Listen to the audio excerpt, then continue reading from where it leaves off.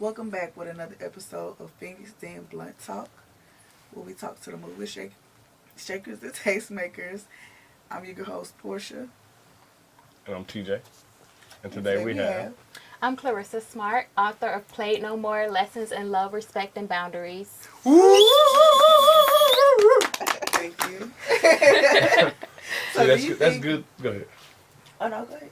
No, I was going to say that that's good that you're finding this early because I remember sitting in the backyard after my mother, my father had cheated my mother for the umpteenth time. And he finally violated like a sacred rule and had brought the woman in the house. And, back then women were tolerant of so much stuff. So she knew what my dad was doing, but, there's rules to it, right? So he had done this and she was distraught. And so when she finally took him back, she had like this family meeting. It was just me and him, though. All the other kids have grown out the house, and ain't nobody else had to show up. Just me. I'm a senior in high school. I'm leaving in 2 months. This really doesn't have anything to do with me. But she was like, all my life, I've, laid over and laid down and turned over everybody. She was like, but now I'm gonna start living for me. She was like, I'm setting my boundaries. I'm sticking to them, and I don't care who likes it. I love that for her. I just wish she had done it, at your age. I wish she had been able to find those boundaries because I think she could have gotten a better man out of my father. And that's why my book is for everyone, because it's not only for the women who've been through things, it's for the men as well. So the men can know, hey, this is not okay. This is not acceptable. And the women can know to set their boundaries and have their standards about themselves. So it's a book for everyone around the world, not just for the divorce, not just for the dating, but it's also, like I told you earlier, I have That's Not So Raven. It's about a woman who I befriended when I moved here to Austin. Mm-hmm. So it's a little bit of everything in this book for everybody. Yeah. Yeah. So, do you think women are conditioned to doubt their intuition in relationships and in the modern dating world? Absolutely. I believe that our grandparents guided us that way, because no matter what our parents went through, our grandparents went through, they stayed. Yeah. And they just swept it under the rug and act like it never happened. And initially, I was writing my book. It was the memoir of a cursed woman, because I thought my life was cursed, because I aspired to be like my grandparents. I saw them with a long marriage, and then my marriage ended. So I originally started this book with that. And then I realized, you know what? I'm blessed. I'm blessed to be able to tell people about my failures in life so that they don't have to go through those same failures. Yeah. And no offense to men, we need to start reconditioning men to be a lot more emotionally intelligent, because time are changing. We can get our own bank accounts now. We can get our own credit cards. We can get our own credit line, whatever. So all the stuff that y'all didn't have to do, that we had to put up with, and no offense, like I said, no offense to men, but a lot of them was keep your head down. As long as you being taken care of, I can still do what I want to do. Niggas know how bad men know how bad men are, because y'all want y'all daughters against it. So don't act like women just be pulling this out our ass, because we don't. I feel like the long period that we've been conditioned, we need to start reconditioning men to be a lot more emotionally intelligent. And I think that's what's happening, because now you don't like that shit when it's done to you, and now women are doing it freely. You go out, you fuck her homegirl, she'll go out, fuck your homeboy. They're not ready for that. They're not ready for that. But none of it is okay, but now you're getting put in a position to where now you finally see how the woman been feeling when she's been conditioned to play house all her life, cook. All our toys is about cooking and raising kids. Like, some of the stuff, hey, we in different times now, so y'all gotta really commit or dish, accept what you dish out one way or another one. But yeah, it's time to start reconditioning men, I think. It's time to recondition all of ourselves. Yeah, not and just I feel the like men, but the when women men as get well. reconditioned, women follow, because damn, now I got a man who do right by me. Now I got a man who actually understand where I'm at. So all of that shit I probably was doing in the past, I don't have to do it no more. I agree. He really showing me that he could do this. Like, he on my side. So usually women are naturally followers. That's why men were able to do what they did for so long. It's in our nature, but So I think I some gotta agree change. for the most part. I think that the major issue with men when they step into the situation where they begin to cause issues has to do with their inability to be honest. Mhm. I have, in my experiences and in my life, not had issues meeting women or dealing with women where they're at in their level, right? Because if I'm honest about not being ready for a relationship, then typically women that are looking for something more serious, they typically don't continue very much longer, right? If I, state that, this is what I'm looking for, then, that's what I typically attract. So I think that a lot of times what ends up happening is men end up trying to utilize or use against a woman what they desire, right? So a woman is, looking for marriage or looking for a relationship or looking for, a guy that's just better than the last guy, right? So she ends up telling this next guy all this ammunition of everything that he needs to be and everything he needs to become. And he can pretend to be that until he gets exactly what he wants, what he needs. Exactly. And see, back in the day, this is where some of this changed, right? It used to be you only had to guard against, right, sex, right? It was like, okay, hey, as long as I don't, let him hit, or once I let him hit, like this is the ultimate protection, right? The most I'll lose is that, okay, hey, I let a guy hit. But no, now you have to guard against homosexuals. You got to guard against scam artists, right? You got to guard against leechers, right? You have to guard against those people who Yes. what they want wasn't even just the pussy anymore, right? Yeah. Now what they really saw you for was a complete lick, right? A complete mark. Whereas used to be, that was something men had to worry about, right? Was that, hey, if I'm too honest and vulnerable with a woman, then she might potentially see me as a lick or a mark, and then at that time I might be taken advantage of. But now you have women saying the same types of gripes and complaints. So the times have definitely changed. I'll say if men were a little bit more honest, then that would create this filter, right? Where the women that are looking for guys that only want to commit to them and only want to be with women, right? They would filter away, right? And then the women that are in a stage where they're like, hey, I'm really just looking for an honest guy and a good time, and I'm going through this phase, then they're able to deal with that. And those that are, the hoes and the ones that want to, like, everybody would be able to just be who they want to be, right? Instead of you got this good man trying to get with this girl to find out she been selling pussy in her former life, and then you got this girl trying to get with this nigga to find out this nigga got 17 charges, nigga, and he can't get no credit, can't get no job, can't get no house, can't get no taxes. You better not have a kid with him because he can't even get no damn insurance. We call them homosexuals. Homosexuals.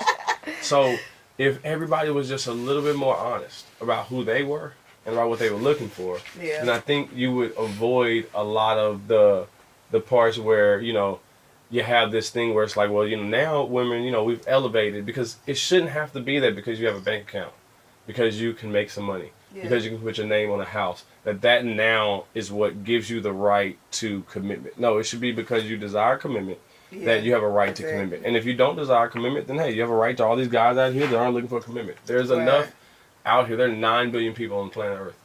Instead of trying to force somebody to being something that you want them to be, you can go out and find something that actually correlates and matches with the vibe that you actually want to give off. I agree. You're trying to survive out here. I agree. So, what does healthy boundaries look like in real life? Like, not just on paper, like, what does that look like? Yeah. From your Boundaries, perspective? healthy boundaries to me is communication. Communication is the key to every single thing that you have, whether it be a disagreement or you're agreeing on something. You have to have those communication skills and emotional intelligence, like you were saying earlier. And it takes some time, especially with us women, because we're so emotional. Sometimes we think first with our emotions instead of using our intellect. Yeah. So I think that's the main thing that we have to focus on, being emotionally intelligent and having great communication skills. Okay. That's interesting. So how do you? I like that. So how do you enforce a boundary without becoming bitter or defensive? How do you make sure that somebody follows the boundary, but at the same time, right? Not just making somebody else follow, right? How do you follow a boundary without becoming bitter, right? Because I look online all day long, and I see these women have been single, they've been abstinent, And when they first started their journey, oh, it was the most loveliest post in the world. Oh, I'm healing. My feet are touching the earth. I'm becoming one with the universe.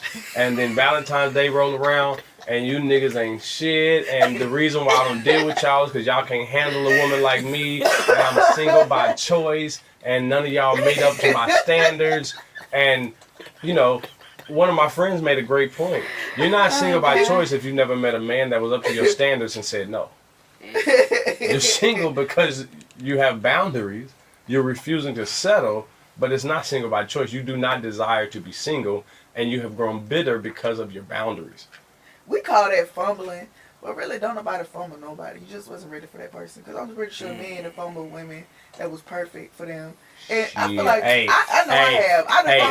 I done my brothers. After you score a touchdown and you drop the ball in the end zone, is that a fumble? I don't think that I've ever personally fumbled anybody, but I have heard those words. Kidding, y'all are more than a score. I have, and but you know what? I wasn't ready for them. But so that's good that you can acknowledge where you. I've never fumbled a good one.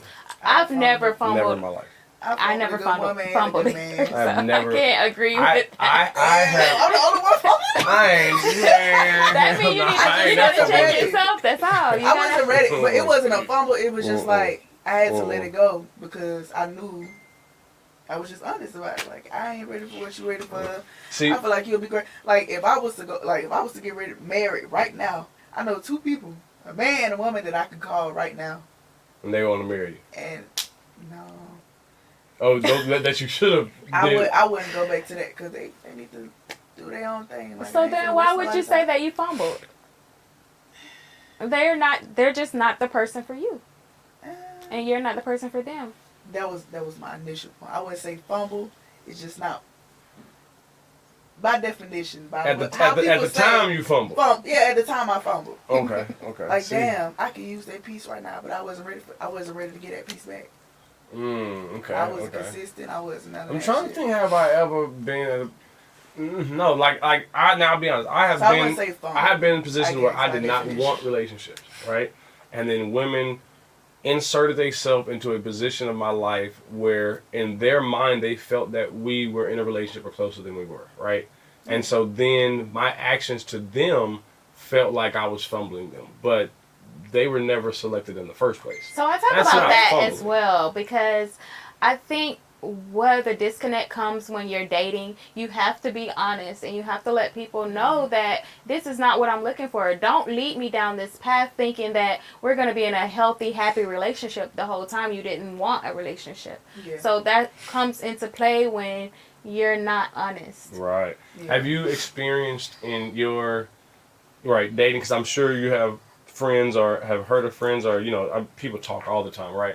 Where women admit that they just didn't listen. That the man told them, hey, I don't want this, I'm not interested in this and this. And then at some point, the woman stopped listening. She stopped hearing this. And so in her mind, she paints a different reality of... Every baby mama on this earth.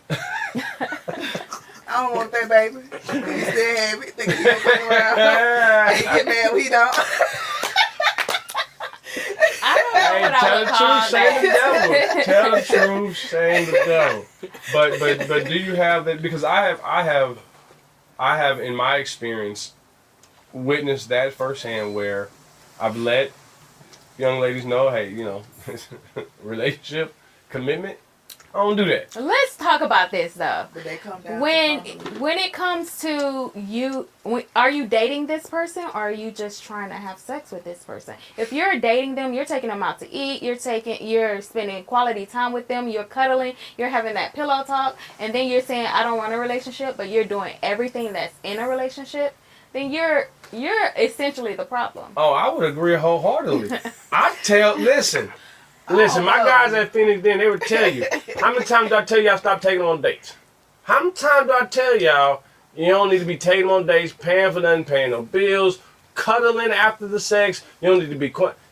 None of it. I feel like sex do that anyway. Like any time spent with this sex, dates, all that shit. Listen, that's why open communication I have no problem. For me is a thing because, okay, we say for instance we both say, we ain't looking for nothing, whatever. 2 years go by, and we just, and we ain't doing nobody else. We just spending time with each other. That's okay, and though. then some change between me or some change between him. Whoever, just somebody say something first. And if I'm where you at, yeah, that's then different. we can work on some Yeah, to the next level. If we, hey, no, but we're talking about. I agree with that. I that's actually how I agree relationships should start. I agree they should come organically, right? What I try to talk to young men about is they will see a woman, right? They on the woman's on Instagram, right? And they may see. Go ahead. No, I was just gonna answer that because when you're dating, you're intentionally dating. When you're just hooking up, you're just hooking up. So that's not the same thing. I ain't finna be hunching on nobody I'm not taking out. Like we at home, we cooking for each other. So then you're intentionally dating that person. So